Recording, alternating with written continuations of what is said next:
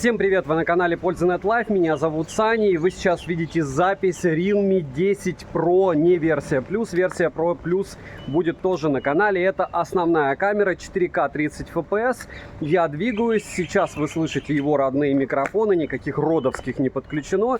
И мы с вами дружно проверим, как этот смартфон сможет снимать примерно в тех же условиях, как и Pixel 7a. Когда я тестировал таким же образом Pixel 7a, в течение 11 минут он, получается, записал файл размером в 5 гигабайт 70 мегабайт за 11 минут. Этот смарт, скорее всего, запишет меньше. Почему? Потому что у него предельное качество съемки для основного модуля только 4К 30 FPS, притом, к сожалению или к счастью, у него нет ультраширика. Температура не 40, как в прошлый раз, а где-то 30-ник, но ему вполне достаточно. Плюс я его уже гонял на Твиче в течение часа, и он, получается, съел примерно 27% заряда. Притом ему абсолютно бесконечно не везло в плане чего? В плане того, что на Твиче у меня отключался Wi-Fi, и он переключался, получается, на мобильную сеть. Twitch вылетал, но игра работала без проблем. Я играл в PUBG.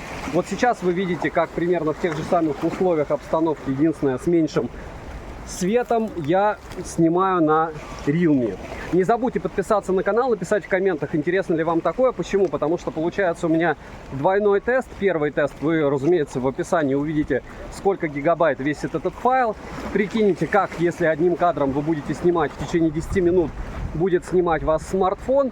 И, разумеется, увидите, в принципе, его возможности в полевых условиях. Вот сейчас я перевожу его на съемку с одной руки, минута 50. И вот так, если с одной руки снимать в 4К 30 FPS, вы сможете снимать различные виды.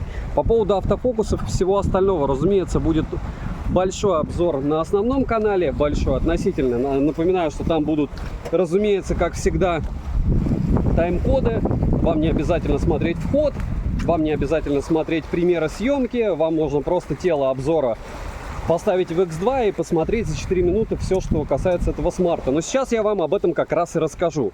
Первое, 600 тысяч баллов он даже не выбивает в Antutu, но с другой стороны, вот, допустим, у меня есть Poco X5, который примерно так же стоит на Алиэкспрессе, он буквально на 1500 рублей дешевле.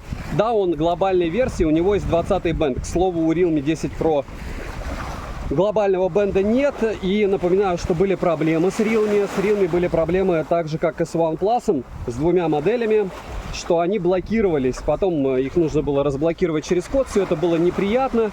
Все это срабатывало. И, в принципе, сейчас я не читал про то, чтобы у кого-то на руках оказался девайс окирпиченный полностью. Даже у меня один знакомый OnePlus Ace 2V, у него блокировался после обновления. Но он каким-то образом нашел способ, как его реанимировать. Как именно, я понятия не имею, потому что я у него спрашивал. Он сказал, что все уже работает, уже неинтересно. И если говорить об этом конкретно, о этой модели, она у меня китайской версии. Напоминаю, что у Realme у нас есть благополучным образом правильно русский язык в стоке. Гуглы встают без проблем. Здесь 20-го бенда нет, но есть 7-й бенд для 4G. И этого более чем достаточно. Если говорить, допустим, о возможностях видео, напоминаю, что тот же Poco M5, который на 1000, всего на 1000, меня это прям конкретно трогает, дешевле, там на 1500. У него нет даже 4К, у него даже 1080p нет в 60 FPS, у него только 1080p 30 FPS. И это удручает. Если говорить про Realme, все говорили, вот там женский дизайн. У меня были наушники Huawei FreeBuds 5, вы можете посмотреть обзор на канале. Вот у тех и правда прям совсем женский дизайн по мне. Если говорить об этом смартфоне, то по мне, ну опять же, если не в золотом виде, то дизайн более чем адекватный. Плюс ты постоянно можешь его найти. То есть он выглядит таким образом, что в квартире он будет у тебя везде, где можно, отсвечивать. Ага, в прошлый раз, когда я здесь ходил, в кафешке было 0 людей, кстати. Если говорить о стабилизации, вы сейчас видите в 30 FPS все это дело, и мне не кажется, что в 30 FPS эта штука будет работать шикарно. Хотя вполне возможно. Мне кажется, что я на чужой, да, на чужой пляж зашел. До этого пляж был пустой, потому что было совсем жарко. Так вот, Если продолжать все-таки эпос про этот смарт. Заряжается он не супер быстро, но это и не 18 ватт, как у Pixel 7a. Ну, из Pixel 7a, напоминаю, стоит бодрых 39 тысяч, а это 21 тысячу. И опять же, это без сейла. Ну, опять же, на Pixel 7a, скорее всего, упадет ценник. И сравнивать эти аппараты смысла нет. Там и 4К есть и на фронталке у Pixel, и 4К 60 FPS на основной. И еще защита от влаги, беспроводная зарядка. Но, опять же, проводная там всего 18 ватт. Здесь проводная 67. При том, что, учитывая 120 Гц экрана и неплохой экран по яркости, почему неплохой? Потому что сегодня я гонял его в Твиче, в отличие от Poco F5 Pro, который стоит на 50% дороже, Realme 10 Pro не сбрасывал яркость в игре. И я считаю, что это такой очуменный плюс, просто очумевший плюс. Если говорить о, допустим, скорости зарядки, ну, примерно час. Примерно за час он будет заряжаться на 100%. Но, чтобы вы понимали, 70 минут заряжается Pixel 7a, который я вспоминал, на, получается, сколько? На 80%. То есть час 10 он заряжается, и потом еще дольше. То есть примерно вы будете там час 50 заряжать бедный смартфон. Здесь вы за час его зарядите 100%. Если говорить о цветопередаче, допустим, вот той же камеры. Мне не очень нравится, как он работает со светом, но мы вспоминаем, что если брать девайсы, опять же, за тот же двадцатник, то у BBK вообще ничего нормально не снимает за 20 тысяч, кроме вот этих основной линейки Realme.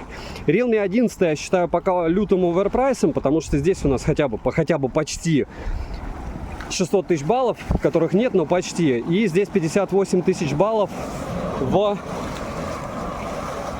Storage тесте, и это тоже хорошо. Многие пишут, что вот я не вижу разницы между 60 тысяч баллов и 130, но опять же мы не знаем, в каких сценариях использования вы будете его юзать, а при любом раскладе на скорость открытия приложения, на все остальное это влияет еще как. Притом и на скорость обработки видео и всего остального. То есть это реально вещь очень даже нужная. Если говорить о экране как о удобно или нет. Нет, мне не нравится, когда не прямые грани. Прямые грани у Realme 11, у Realme 10 Pro, у 11 Pro и 11 Pro Plus. Грани не прямые, а покатые. Плюс не забываем, что здесь полностью отсутствует ультраширик. И хотя я там против затычек, но когда у тебя нет вообще ультраширика, эта история, конечно, не очень позитивная. Я бы сказал, даже негативная. Потому что я не думаю, что дорого затычку эту поставить. А сам смарт по себе, ну, стоит он этих 200 с копейками долларов. То есть, если бы смарт стоил 150 баксов, ладно, вы бы могли выпилить этот модуль. А так как он стоит 200 с копейками, точнее, там 230-240, и выглядит он реально неплохо, выглядит реально смартфон дорого, не на 200 долларов, то по мне, наверное, стоило вам запилить сюда какую-нибудь прелесть в виде ультраширика, даже самого-самого убогого. Так, я понятия не имею, где я, кстати, иду. Скорее всего, я иду опять по чьей-то территории. По территории чьего-то фонда. А если говорить о возможностях фронталки, вы ее можете оценить в записи стрима на Твиче. Кстати, сейчас очень сильно задувает ветер. Вполне возможно, смарт вообще не вывозит. Но, может быть, и вывозит. Так вот, если возвращаться к Твичу, фронталка отрабатывает неплохо, идеально ее не назвать, но здесь вообще вот все от слова среднее. То есть не среднее, чего мне не нравится, это ложное нажатие, потому что, опять же, нужно привыкать к этому покатому экрану. Для меня прямые грани это все, пусть даже с какими-то рамками, на которые я ругаюсь. И, разумеется, нет запаса по плотности пикселей, но за эти деньги ее и не будет ни у кого. По поводу цветопередачи, я скажу вам так, что на откалиброванном мониторе то, что он снимает, выглядит намного лучше, чем на экране самого смартфона. Потому что когда я смотрю то, как он записал, это не особо фонтанно. Итого, особо про этот смартфон сказать плохого нечего. Почему? Потому что, с одной стороны, да, здесь нет никаких мини-джеков, никаких металлических рамок, но с другой стороны, за $230, а что у вас будет? Насчет дизайна, спорного или нет, когда я видел его где-то там, в рекламе или еще где-то, мне казалось, что зря они так сделали. Сейчас, когда я его вижу, он у меня в руках, мне дизайн нравится. Но по поводу дизайна, опять же, вы получите его в руки, в магазины он попадет и пойдете дальше смотреть.